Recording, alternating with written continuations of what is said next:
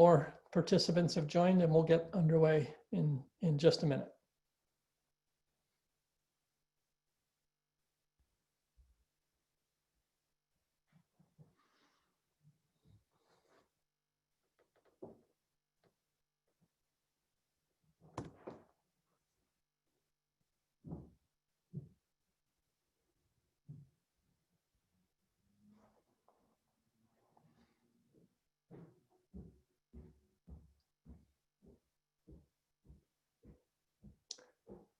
All set, Marita.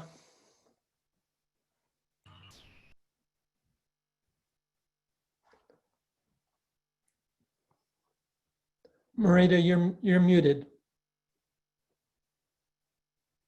Let's try that again. Good evening and welcome, and thank you for joining us. I am your moderator, Marita Dubitsky. My husband Doug and I are parents of Sydney, class of 20, and Shelby, class of 22. We live in Chaplin, Connecticut.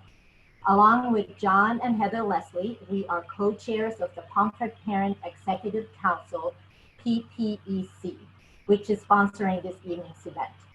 The PPEC is the voice of Pomfret parents everywhere. Our mission is threefold: to better connect the parent community with school leadership, to promote robust relationships within the parent community, and to welcome new families to the hilltop. This evening's TimTalk is the latest in a series of informal town hall style webinars for parents, and the format is pretty simple.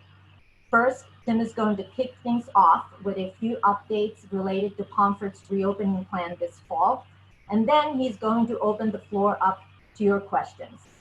Many questions were submitted in advance of this meeting, and we will get to those first. Additionally, you can submit a question anytime using the Q&A box on your screen. I'll be able to see your typed questions, and we'll get to as many of them as I can. If you experience a tech issue during this town hall and need help troubleshooting the problem, please email techsupport@pomfret.org with your name, cell phone number, and a brief description of the issue, and a member of our support team will call you back right away. And so with that, I will turn things over to Tim. Thanks for doing this, Tim. My pleasure, Marita, and thank you for introducing, and thank you for playing moderator tonight.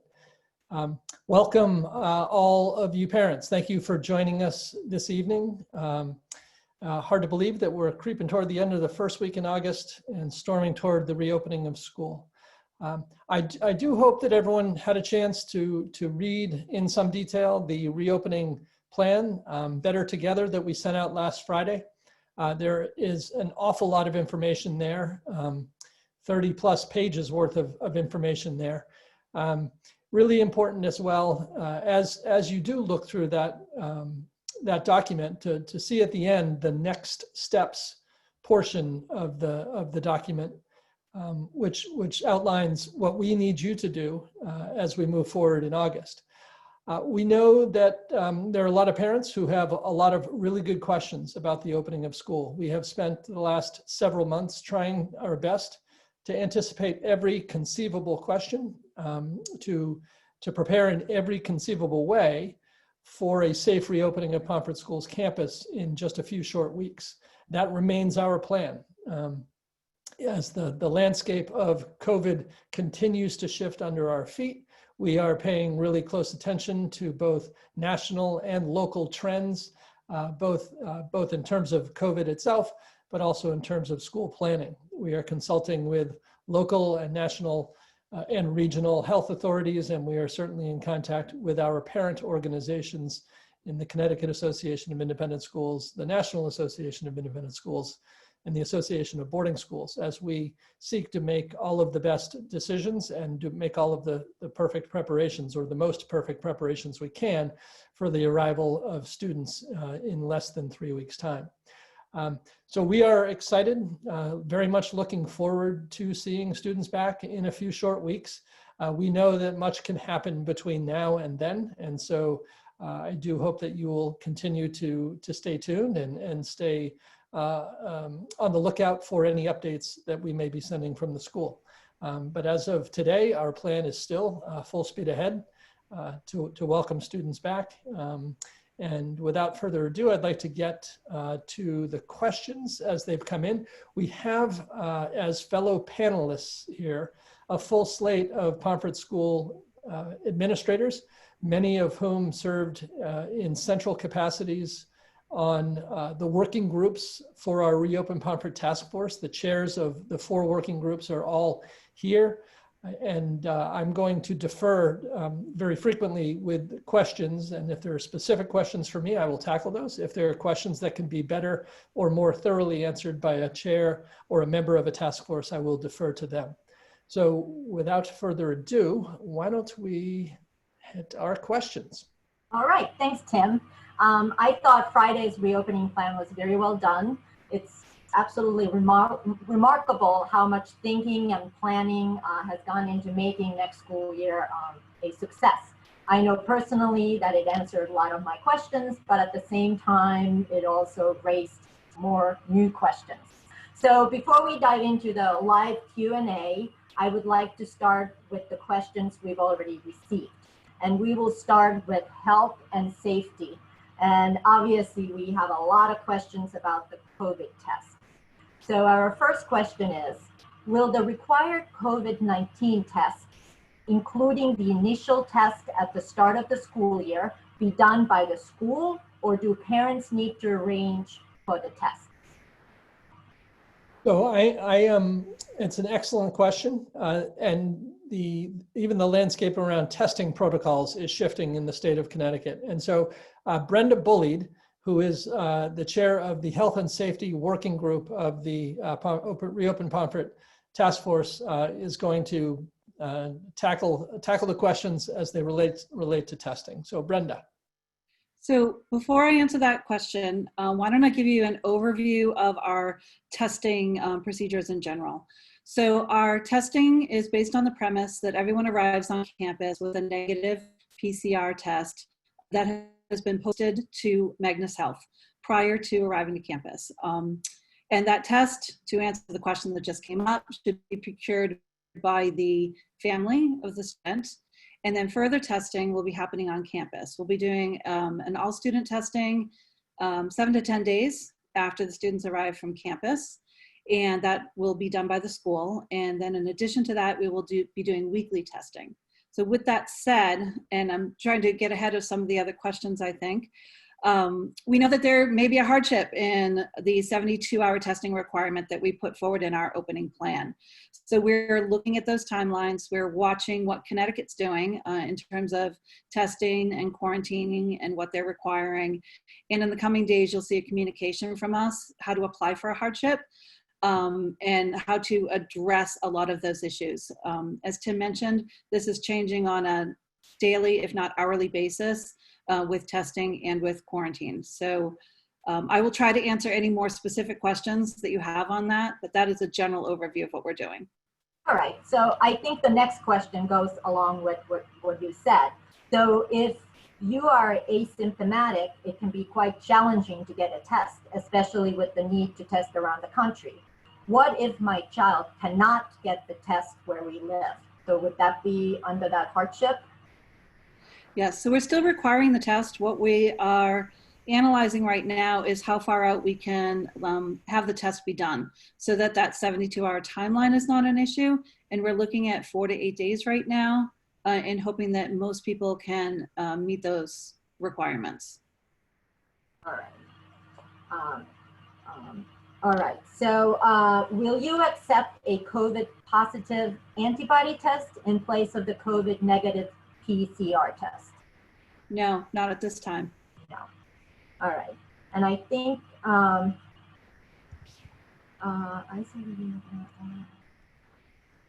right, and I think you answered the next question that it might be 4 to 8 days prior that you can be tested before arriving. All right, so somebody says that we're from California, and they're asking, is it that they can return to school and quarantine for 2 weeks, or is it option to stay at home and then get tested within the 72 hours before arrival? So that's a complicated question in Connecticut. So there's two things that have to be done. One is if you're coming from a hotspot or in a state that Connecticut has identified as a hotspot, you do have to do a 2-week quarantine in Connecticut. They're no longer accepting a negative test in lieu of quarantine. So that's new news as of yesterday, I believe. You said California, and I think California was on the list. That list is being updated continuously. It gets updated on their website once a week at the very least. So I would suggest that parents are perusing the Connecticut.gov website, and we can put something out. I'll put that in the chat now after I'm done speaking, where to go to look for that list. Okay. I think it's important. I think it's important to reinforce that point, because until 2 days ago, a negative test meant that you did not have to quarantine. That changed yesterday. So if you're from one of the, I think it's 34 states now that are on Connecticut's quarantine list, then you have to quarantine. And you also have to get a test. So. Okay. And for the initial COVID test, how far in advance of arrival can the test actually be taken? So is it more than that 44 to 8 day range? So we are still working out those dates based in consultation with our medical director. We did just meet with her. We had settled on the 4 to 8 days prior to arrival, but I think this is a continuing discussion. And as soon as we can, we'll get that information out to parents. Okay, thank you. And the next question is about getting the test results. This question says, I saw in the reopening plan that students need to have a negative COVID result within 72 hours of moving into the dorm. In some places, test results are taking 10 days to 2 weeks before people are notified. Do you really believe that families can reliably receive a test result within that 72-hour time frame? Again, it's within 4 to 8 days. What was in the plan has changed. So that part of the plan is no longer relevant, the 72-hour number. We are hopeful that the majority of students can get tests within 4 to 8 days. Most parts of the country are showing results as somewhere between 2 and 6 or 7 days. We know that there are some cases where it's taken longer, but the vast majority of students we're hoping should be able to get a test within 8 days of arrival. All right. Yeah, I actually know that acquaintance of ours was tested in Connecticut, and it took 3 weeks before she was able to get the test results back. So that's a little. A colleague who was tested in Connecticut and got it 4 days later, or 3 days. That's good.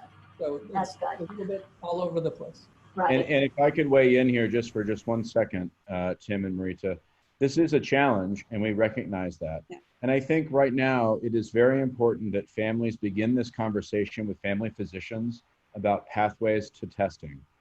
So a physician aware of this requirement from the school and travel plans can help you navigate that challenge.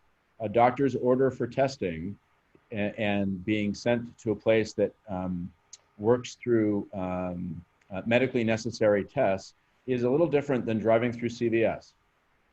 And hopefully the results and timeline will be a little different as well.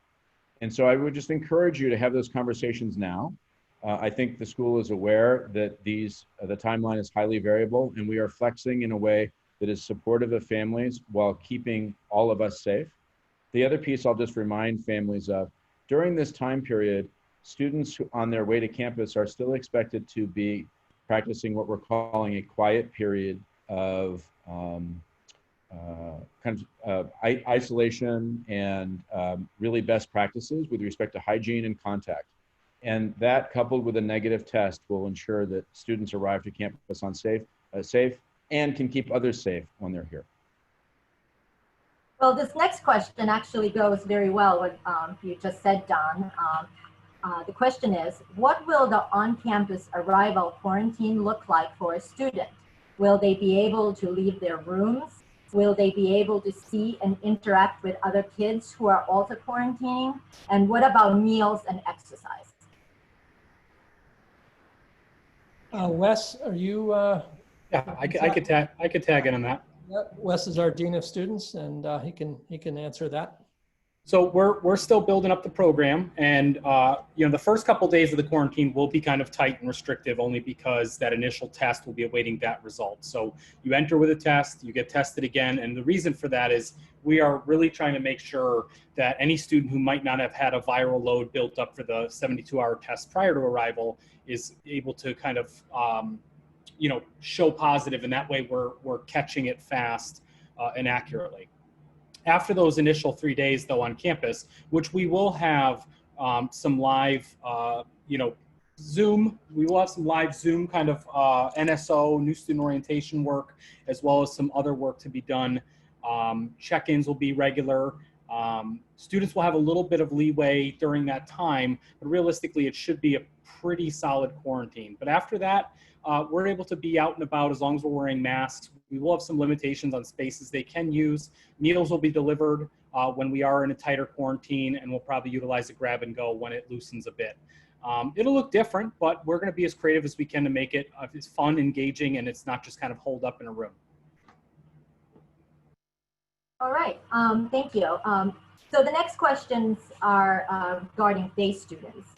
Do day students need to book an arrival date and registration slot? Go right back to you, Wes. With day students, you're asking? Yes, do they need to book an arrival date and a specific registration time slot? So their arrival date registration slot will be booked for testing. So when we're doing the on-campus testing for the day students, which Brenda, I believe, is September 10th, and they'll sign up at that time, and we'll kind of have a contactless registration, just like we're doing with most of the students that are coming in from the 6th to the 8th. And so they'll come, they'll get tested, they'll get their kind of registration packet, they'll head back home, and then they'll return upon our first in-person classes. Because the group coming in between the 6th to the 8th will also have that kind of tight window of time as we wait to conduct our tests, see the results, and then be able to go right to in-person teaching at a distance or socially distance, and have basically somewhat normal life on campus with one another. So there will be a specific time for the testing when they come? Correct. We're looking at potentially a window of 10 people at a time for a 30-minute time clip to come through. We haven't really kind of created the full plan, likely a drive-through type of testing as you'd see in local areas around here, and most of you probably have in your hometowns, just to make sure it's as contactless as possible. And then, the hope would be that once all the test results are returned within, 48 to 72 hours from the company we are working with, that we can then know what the state of our community health is. And if it's all negative, which we're all hoping that would be the case, we can begin business as we normally would in many ways. Great. And do day students need to provide evidence of an initial COVID test before coming to campus, or should they just show up for the September 10th test on campus? Their first test will be September 10th. Okay. All right. Let's see. There is a question about testing and positive, and then who picks up what happens to the student afterwards. My question is about the 24-hour rule and the designated guardian clause. I have relatives and friends who are close to Pomfret who could pick up my son within 24 hours of being notified under normal circumstances. However, if he tested positive for COVID-19, I could not ask my friend to pick him up. Is there another option? So there are a couple of options. And well, Wes, you want to talk through Sure. Parents themselves coming. Yep. Most of our parents can make it to campus within 24 hours, not all, but most.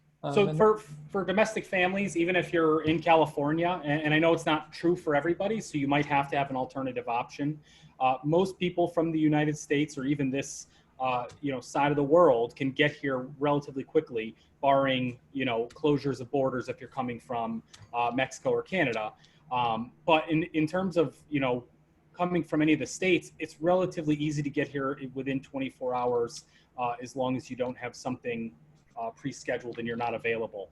I think in the event that you know you're going to be offline for 48 hours, just make sure you have somebody that can tag in during that time period. You know, our hope is that you can be here in 24 hours, particularly for a COVID-19 positive case.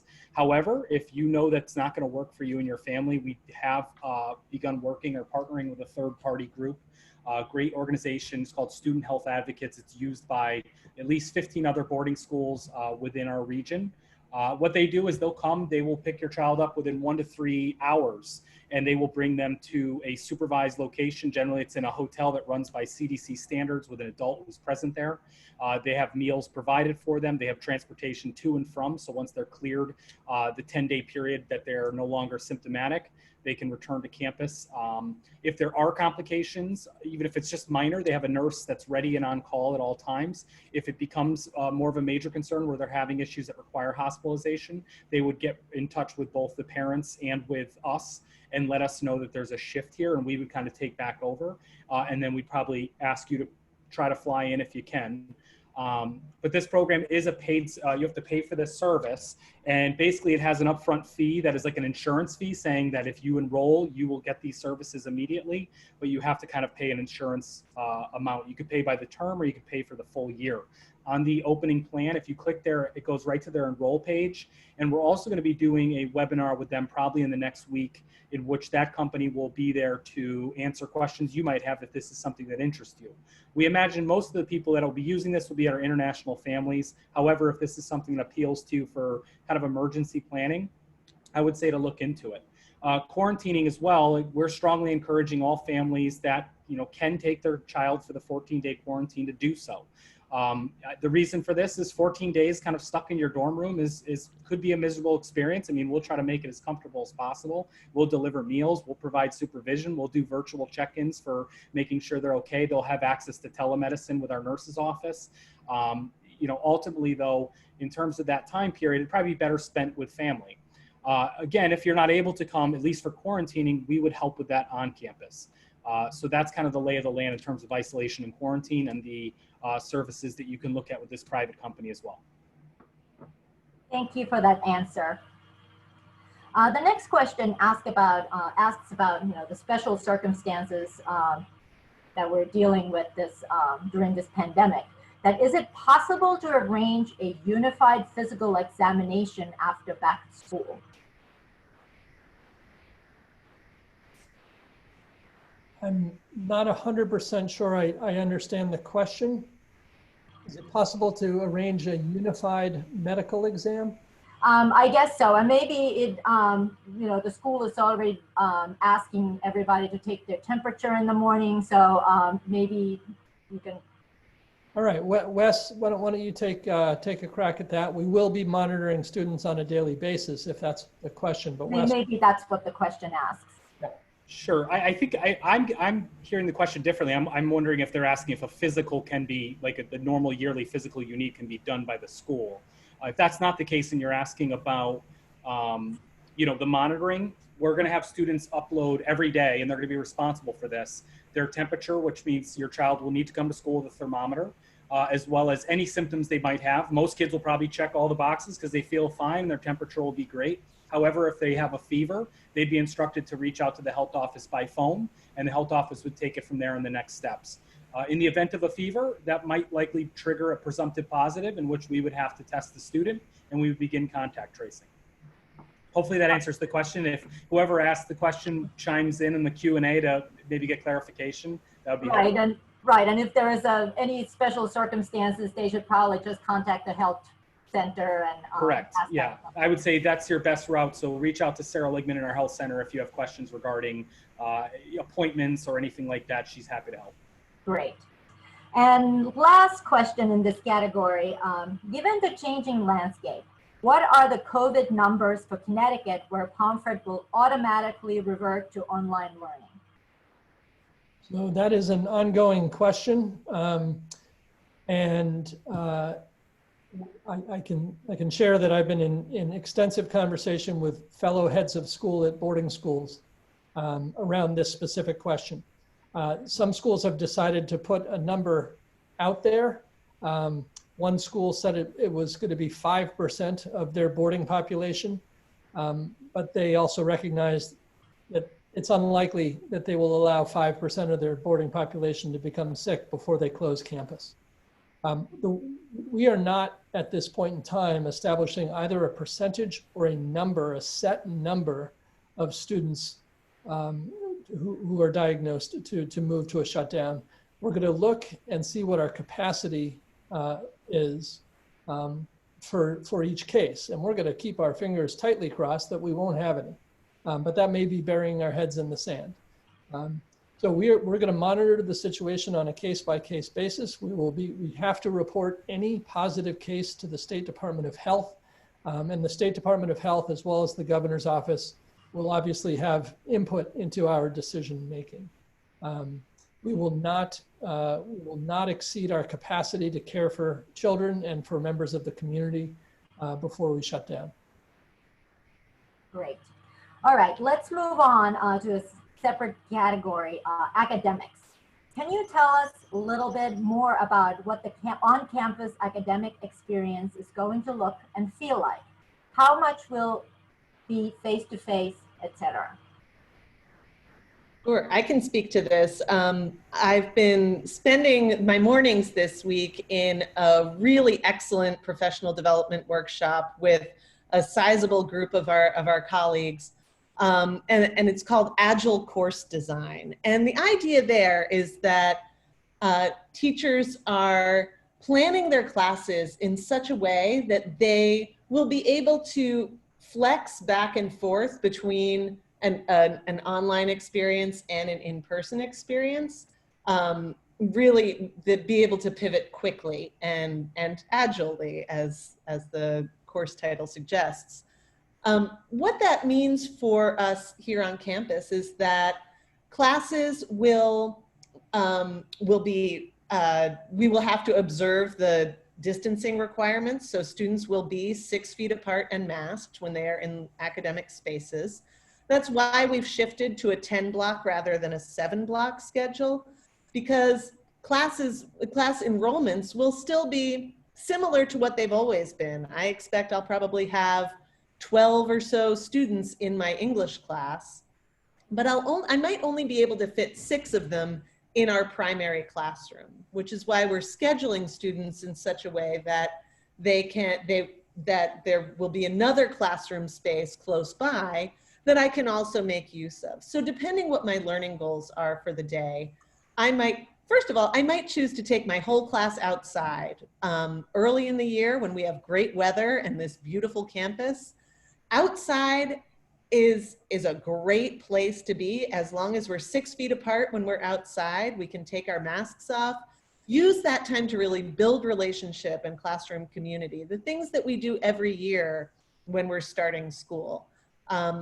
But then I'll also have the opportunity, if we are in classrooms, maybe to set up a debate where I put the 2 sides of the debate in 2 classrooms, and I pop back and forth to troubleshoot, give some support, give some advice. And then maybe the debate happens as their homework on a discussion board online. I think we will continue to leverage many of the tools that we started to master in the spring when we were doing distance learning to enable us to use the time that we have directly with our students to do the things that can only happen in person and face-to-face, but still maintaining a program that can be delivered at a distance on really short notice if a student has to be away from school or be in quarantine or isolation for some reason. Thank you, Gwyneth. You actually also answered the next question. So we move on. So the next question, do the additional class blocks actually have something to do with this next question? What is the reason for the shorter study hall this year? It used to be 2 hours and now it's 1.5 hours. Yeah, so there are a couple of reasons why we chose to shorten that time by 30 minutes. Partly it's practical. In the dorms, we don't want that 10 p.m. rush to the bathroom when everybody's scrambling to try to get a shower, brush their teeth, and do everything in 30 minutes, that's not conducive to the kind of distancing we're going to be asking of kids. And we don't want to set them up in a situation where we're asking them to do something that's impossible. We want to give them the time to do correctly what we're asking them to do. And then the other piece of it, yes, is that with 10 blocks, students are still only enrolled in 6 of those. A 7th will be their lunch period. One of the ways we were able to achieve a 10-block schedule was by scheduling classes through lunch and splitting lunch in half in order to accommodate the distancing. So students should anticipate having perhaps a little bit more free time during the day, and we're going to encourage them to get their work done during those times. Because at the end of the day, we really want them to go to bed. We want them to really be maintaining healthy immune systems, taking good care of their bodies. And that means we want them to really sleep at night. Great. As a day student parent who does the pickup, I'm kind of happy to be there at 9:30 and not 10 p.m. As a So I noticed that right away. Right. All right, now we're moving to PSATs and SAT questions. Normally, juniors would take the PSATs in October. This year, Pomfret will not offer it. The students just skipping it, making their own arrangements to take it, or take the SATs instead? Director of College Counseling Bruce Lannon and Testing Coordinator Lauren Griffin are both on the call, and I'm hoping that they might be able to share some wisdom and insight. I am here and I am ready to answer. And why don't I answer that question, and then Lauren can jump in case I miss anything. So the question is about the PSAT, and are we skipping it all together? Let me back up a little bit, and I think it will help if I explain our changes to the SAT as I answer the question about the PSAT. So our initial program, or our initial thought, was going to be to offer the September and October SATs as open test sites, meaning that kids from other schools could take the tests on the Pomfret School campus. In the best interest of the health of our community, we changed that last week, and now we're going to be offering school day testing in September. I think it's September the 23rd, and then again on October the 14th, which is the same day that the PSAT is offered. Keep in mind, we're under restrictions where we can have no more than 25 students in a room. So our priority is to give our students, our seniors mostly, the SAT on October the 14th.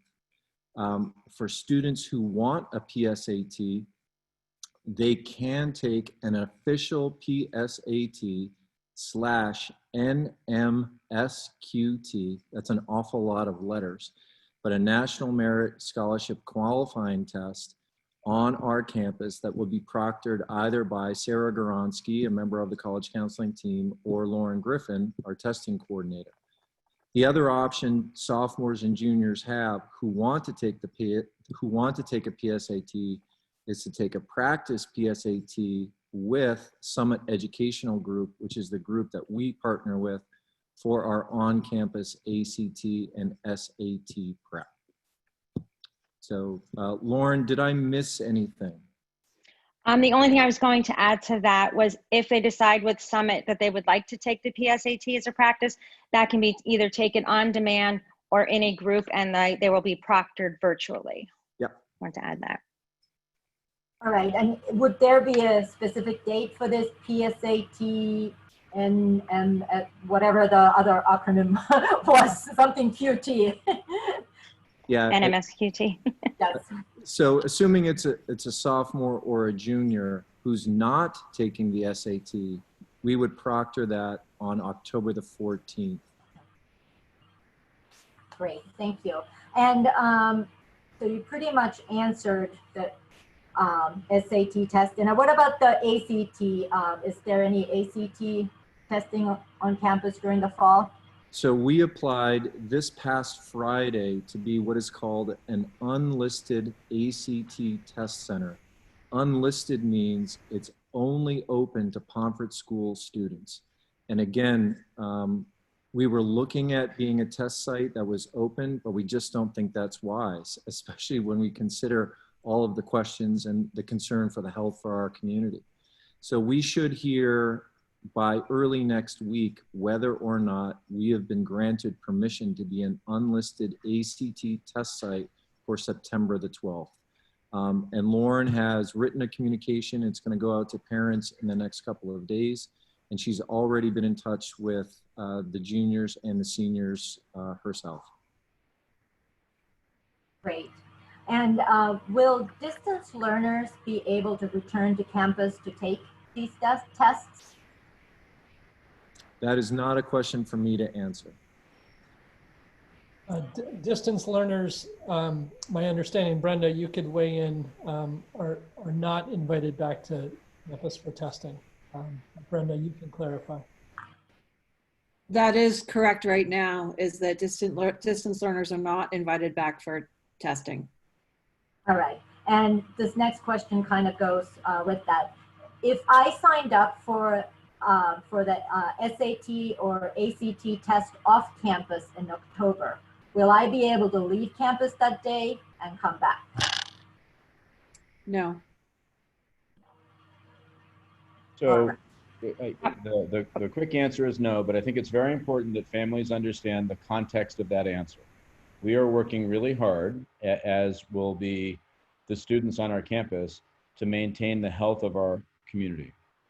Some restrictions are put in place to make sure that health remains a priority, including a restriction about campus visits and off-campus travel. And so one of the things that we placed in our plan, and families should be fully aware, is if things like testing off campus or club sports that take place outside of campus remain really important elements of your student's journey, we're telling you right now, because of COVID, those are incompatible with being an in-person attendee at Pomfret School for the fall. That's just very clear. And it may force a decision for you, but we want to be very transparent about that with you. Donna, I think I'd add to that. Well, I was just going to add, from a testing perspective, we're being very proactive in looking at all of the different tests that are coming on the market. And this information, as I mentioned earlier, around testing is changing very, very quickly. So if there were a way to relax restrictions, we would relax restrictions, but I don't think I have to answer no with the information we have today. But as Dawn says, we're going to work with families and help them make these decisions. I'm double down just very quickly on that. Look at where we were in terms of our understanding of testing and protocols 2 months ago and project 2 months forward. Right? There's going to be a whole lot of change between, and we hope it'll be for the good, in terms of testing efficacy, speed, and availability in 2 months' time, to the point where we're hopeful that it will allow us to loosen some of our off-campus restrictions. So Brenda's quick answer right now is absolutely accurate. But that is subject to change depending on the circumstances in our area, in our region, and what's going on in testing. And so, sorry for interrupting you, Lauren. You had something to add? That's okay. Tim, I wanted to add one thing. I know one of the reasons for the question is because of subject tests, and unfortunately, doing school day testing, we can't do subject testing. So our hope is that when November comes, we are able to do the SATs on the weekend. And we're scheduled now. That, again, that's subject to change, but we will be offering the subject tests then. So I just wanted to add, because I know that's a concern with October. Great, thank you. Now we have a few questions about distance learning. How do we apply for the distance learning option? Is there a form? If we choose distance learning to start and then opt to return to campus at some later date, how will that work?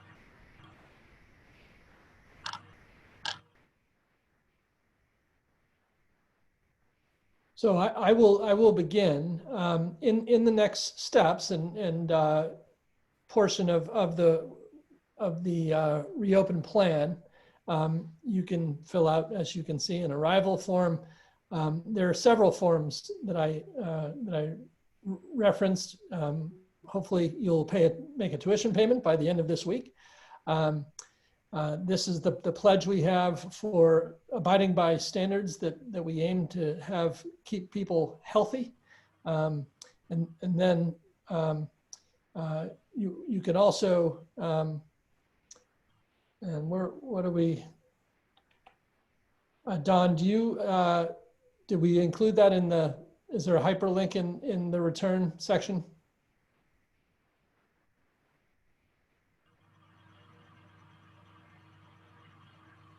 Here we go. Yeah, so in the information going out this evening, as a reminder, those form elements and requirements, next steps are hyperlinked, yes.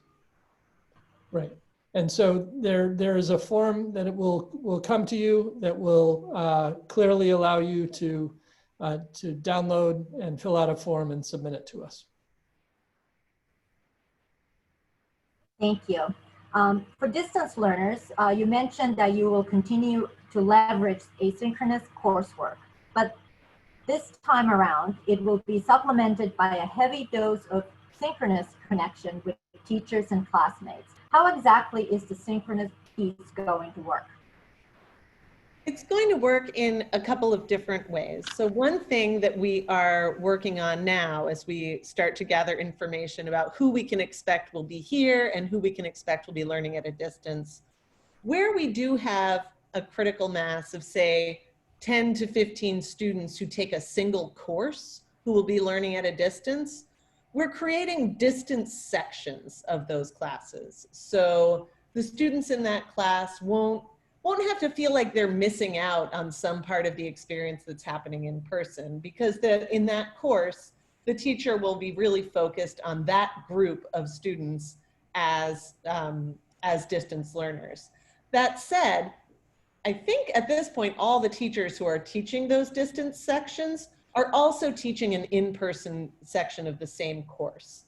So teachers are going to be finding ways. We know that we'll need to schedule in time each week for teachers to connect with their distance students.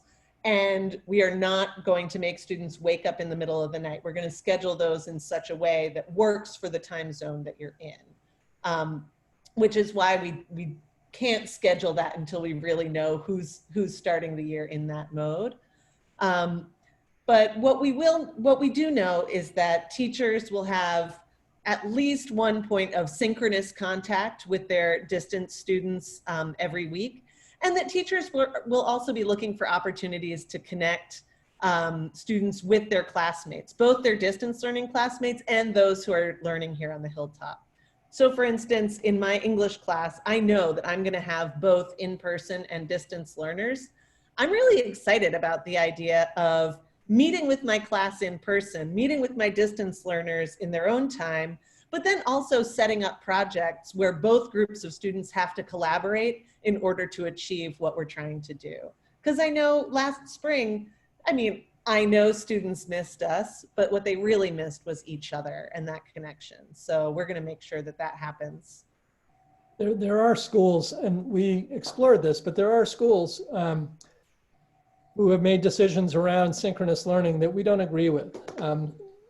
Requiring students who live on the West Coast of the United States, for example, to wake up and be in class at 6 a.m. Their time, and for international students to begin a class at 12:30 a.m. We don't think that's either one of those are healthy. They don't lend themselves to adolescent well-being in any way. And so we're steering away from that and rather exploring what we think are more healthy and engaging options for students. We also recognize that being on a screen while everyone else is sitting around a classroom, you're having a diminished experience. So we're trying to be thoughtful about both the academic piece, but also about the social, emotional, and well-being piece of our students' existence. Great. Thank you. The next question is about grading. The plan says all classes will be graded on our traditional scale and all learners will receive letter grades. Does that mean no more pass-fail option for distance learners? Why the change from last spring? It does mean that. And I think the main reason is that this year we're planning for distance. In fact, all of our teachers are planning first and foremost for distance and then looking for opportunities to leverage that in-person experience as an enhancement. So whereas last spring was kind of dropped on us by surprise and we were, students and faculty alike, were kind of figuring it out on the fly. This year, we're going to be designing assessments, designing learning experiences with those distance learners very much in mind. What I will say is that we want to leave space for teachers to do what we call differentiation. And so what that means is there might be an assignment or an assessment that we give our in-person learners that doesn't really make sense for a distance learner.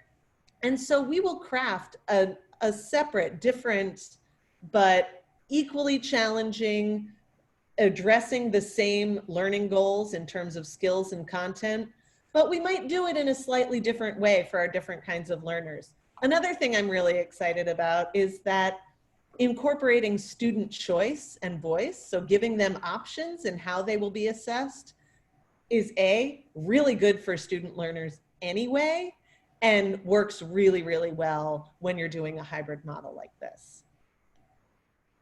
Thank you.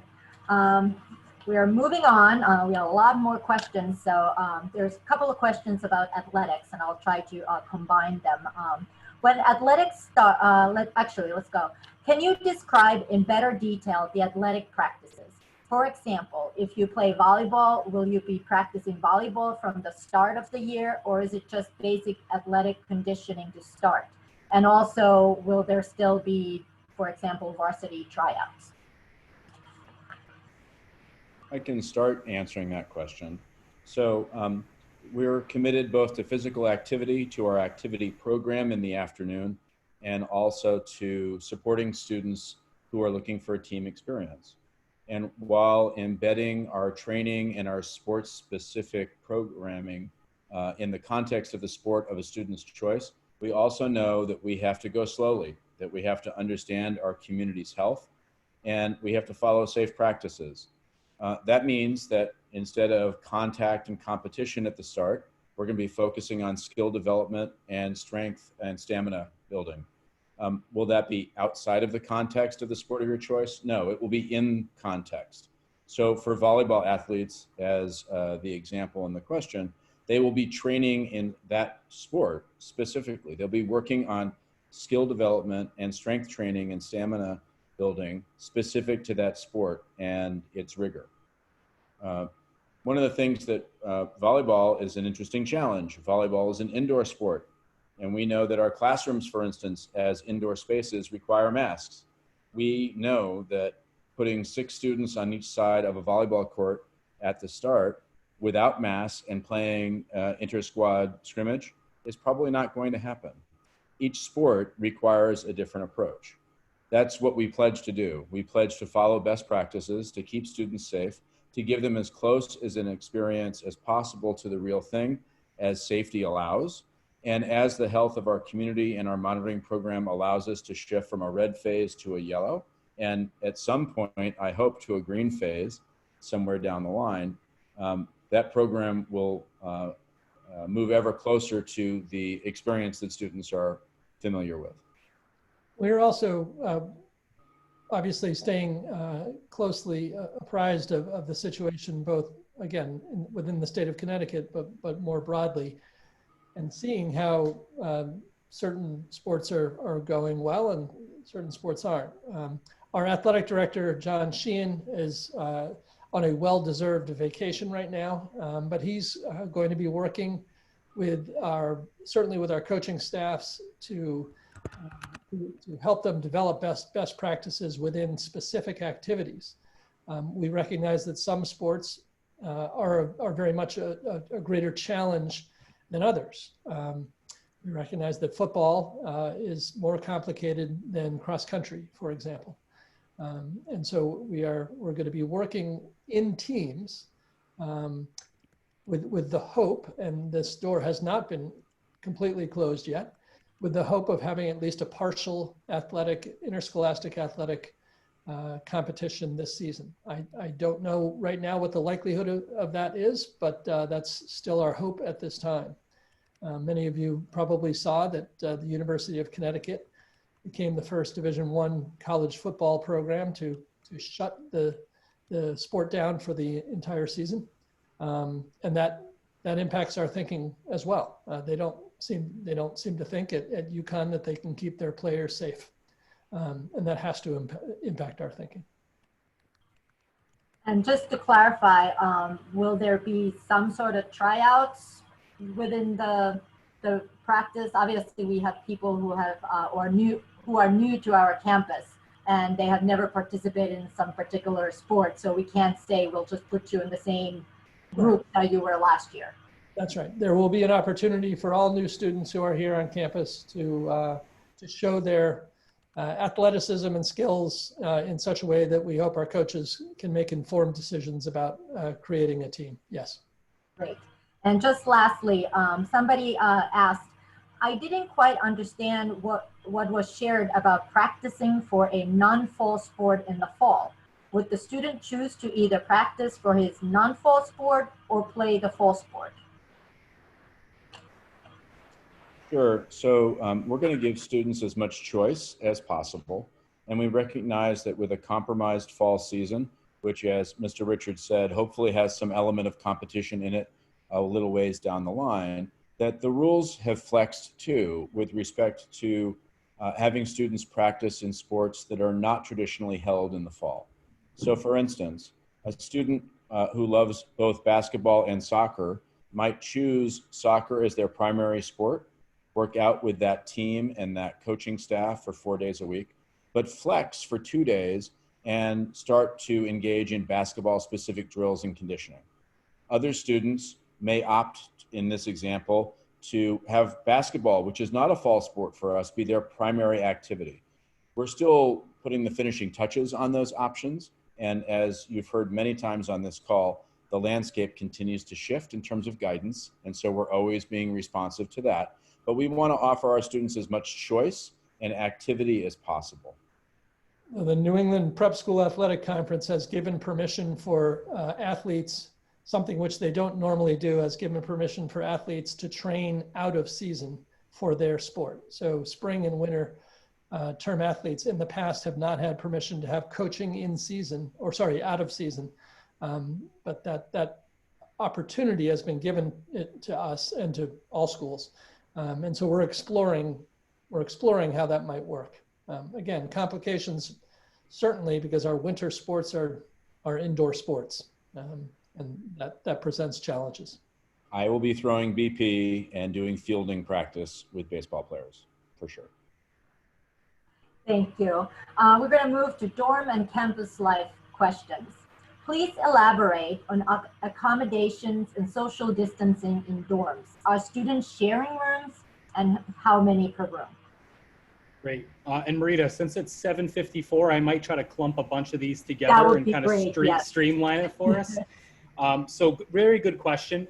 In terms of how we are starting the year, we are starting with using the guidelines by higher ed that Connecticut's provided that doubles are acceptable. We are not using triples though. And we do have a number of singles on campus where, if there is a concern about an underlying condition that is, impacted by COVID, you should be reaching out to Sarah Ligman in our health office so we can make sure. We are going to do a chart check once we get everyone's information on Magnus, and that's why it's so important we get all that information soon. And we're going to make sure that we're putting anybody who might potentially be a little bit more vulnerable into singles where appropriate.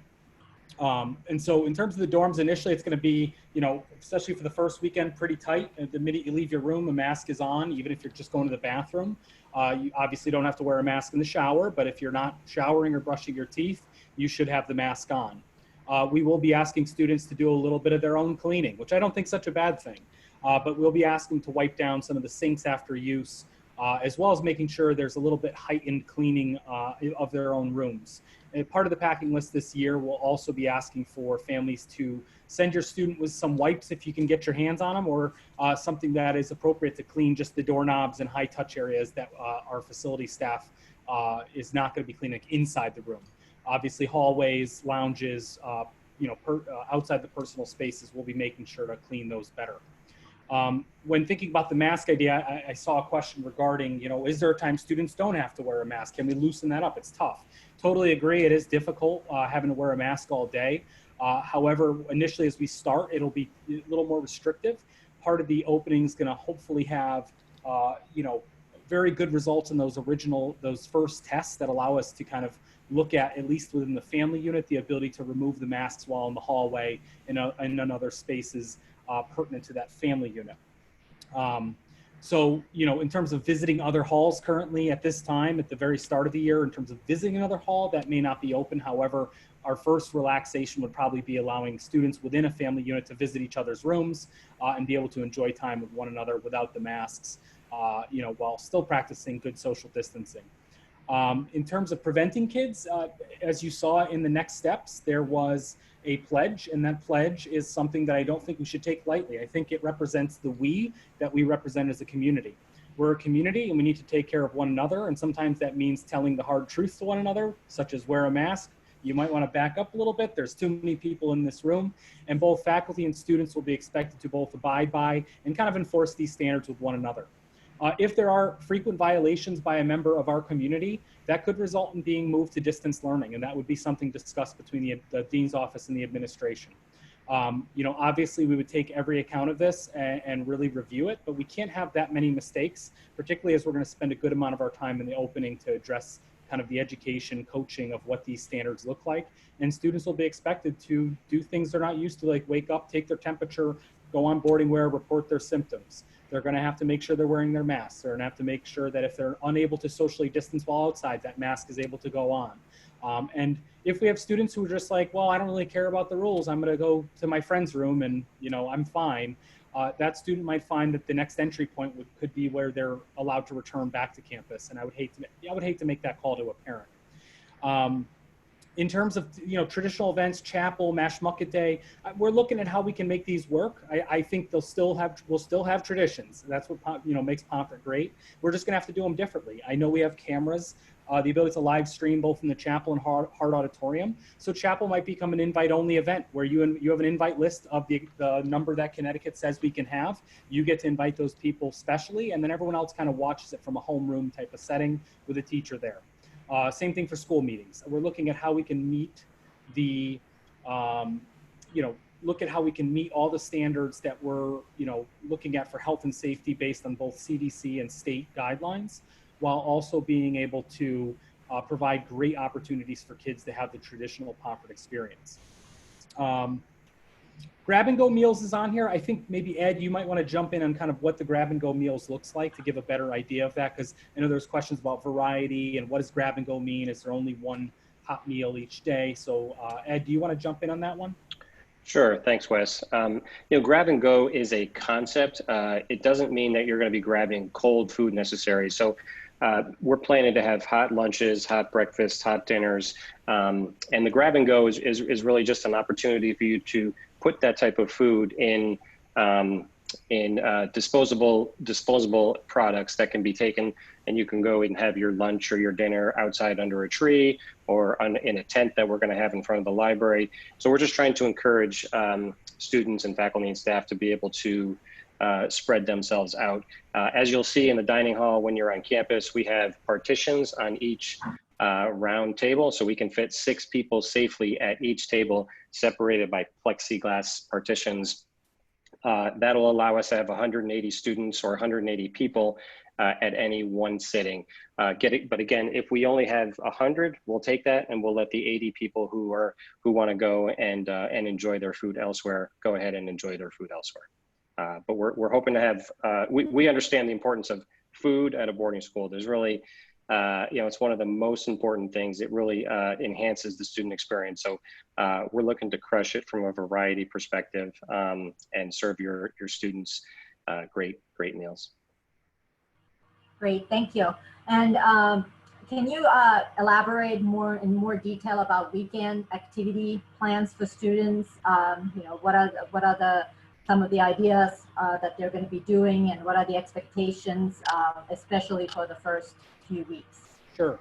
You know, that's still in the works, and really you want to involve the students in that planning, especially when it's all on campus at first. And so our student activities coordinator, Becky Grassi, has a group of kids who work with her, as well as the dean's assistants, and we want to hear from them. And so we're going to have some meetings lined up with them soon, as well as the president and vice president who did our previous president and vice president helped out all through the spring come up with activities that met the students' needs. And so, you know, utilizing the guidelines we have for, you know, what is our capacity and spaces, how can we make this both safe and fun.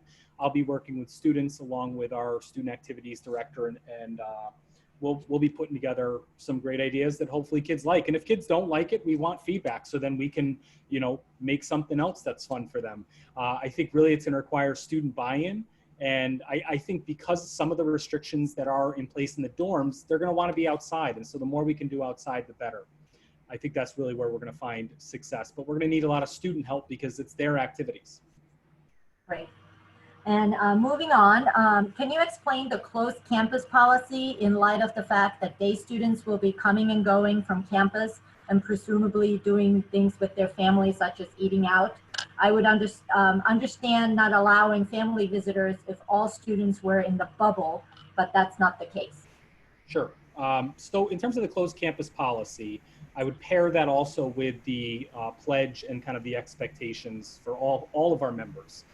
The bubble is a great thing to think about, but the bubble is very hard to make. It's very permeable anywhere unless you legitimately hold classes in the dorm and you are all together as a dorm in a sports team. So what it really comes down to is, you know, health monitoring, good practicing, you know, practical health standards, wearing a mask, social distancing, hand washing, and really doing that together as a community. In terms of the idea of, you know, I think the question here is really also asking, you know, as a parent, I want to come and see my child. We understand that. You know, ultimately, we'd like you just to wait until October to give us a chance to see how the community health is doing and then be able to open that option up. Parents coming on campus would likely not be allowed in the dorm rooms, but they would be allowed to be with their child around campus. And depending on where we are in terms of kind of the phased opening, in terms of looking at our health standards, are we at a red zone, a yellow, or a green? We might be able to even allow, you know, going down to vanilla bean and having a quick bite with your child. It's really going to depend on where we are, and it's hard to see that right now when that's a month or two out. Also, I would just add here that there's no magic answer to the question. There are some boarding schools that are only allowing day students to come to campus.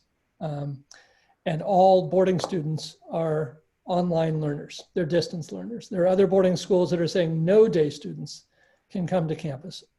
They have to be distance learners. We certainly spent time evaluating the day student question. And it was our ultimate judgment that the day students are a little bit of a risk, in the same way our off-campus faculty are a little bit of a risk. But we have on-campus risks as well. We have faculty spouses who work off campus, they live on campus, but they don't work on campus. And so we're asking people to really to own up to the pledge that we've shared with everyone, in the interest of supporting the health of the community. And we're going to be challenging our students, and we recognize the challenge of asking 14 to 18-year-olds to self-sacrifice in terms of the way they would rather engage with one another and with us in the name of keeping people healthy. And so we make some choices, and we understand that there may be a perception, and it may be that there are two different standards. But if we're going to have day students and boarders on campus, which is ultimately our desire, we do take a step to minimize where we can the exposure from the outside. And that is in the short term, just the short term, I want to reinforce, asking our boarding parents to wait until the beginning of October when we can reassess. Thank you. And we're moving on to financial and insurance questions. And I'm gonna put the two questions that I have together. Who is gonna pay for all the COVID testing? And what about COVID-related treatment if student gets sick while at school? And then also, can you explain how the distance learning refunds are going to work? Great. Yeah, Griffin is on that one. I'll take that, Tim. Thank you. Again, we consider testing to be so important to the success, excuse me, the success of our plan. If we're going to be successful, we think testing is going to play a huge role. So we're not interested in cutting corners with respect to the amount of testing.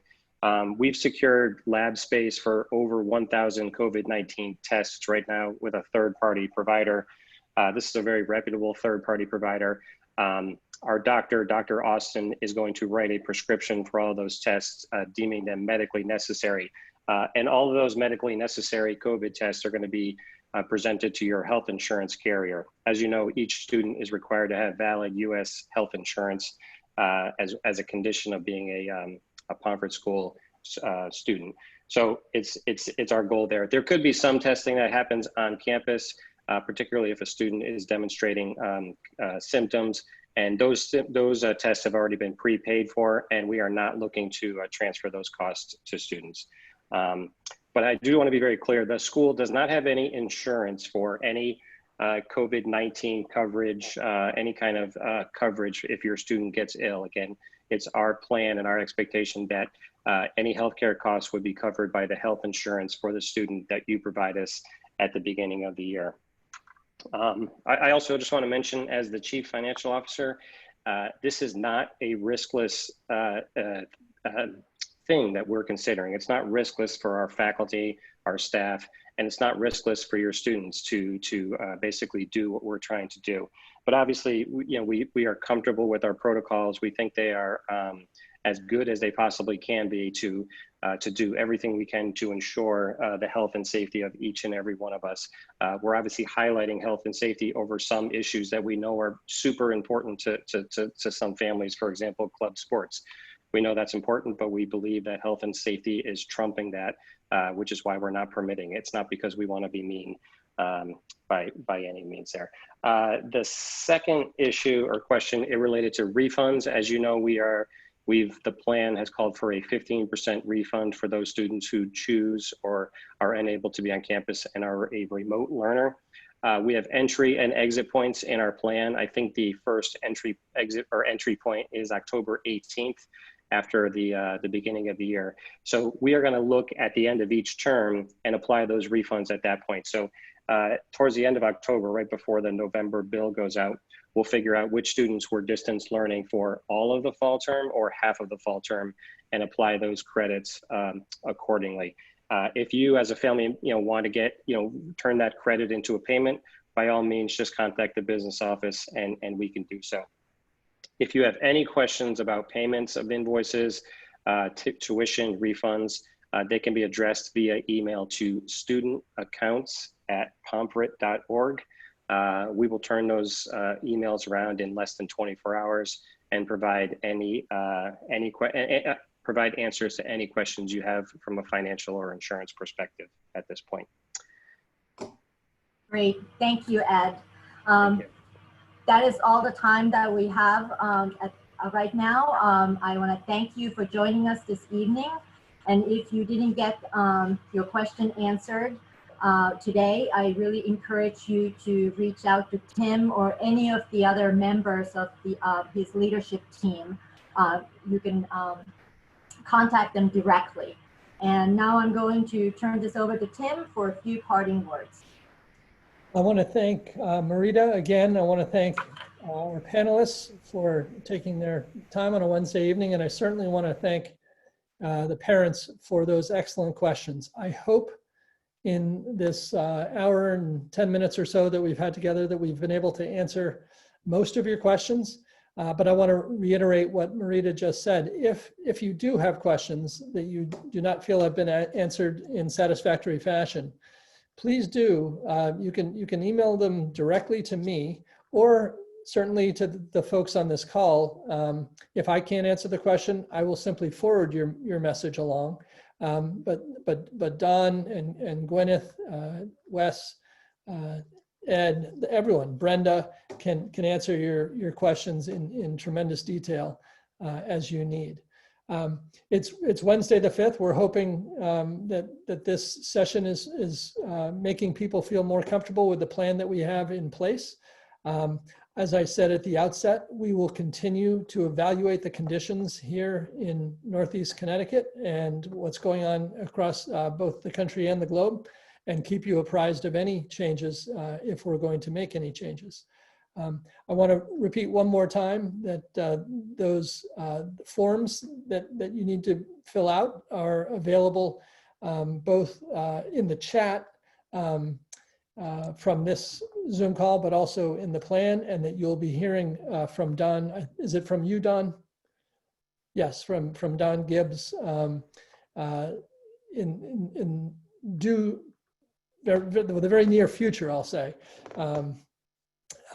And if you could take a look at those links and get those forms filled out, that will allow us to begin to do course planning, course sectioning, housing, and the like.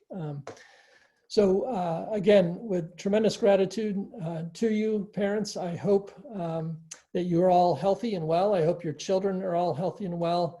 I hope they're excited, as excited to come back to campus as we are to have them come back to campus. And as I said in my video, things are going to look a little bit different, at least in the short term this year at Pomfret. But we believe that the plan we have in place and the programs that we will have to offer your kids will be excellent. So it's our hope that we'll see you all back very soon. In the meantime, take care of yourselves, take care of your families, and stay in touch, and feel free to ask questions at any time. Thanks so much for coming, everyone.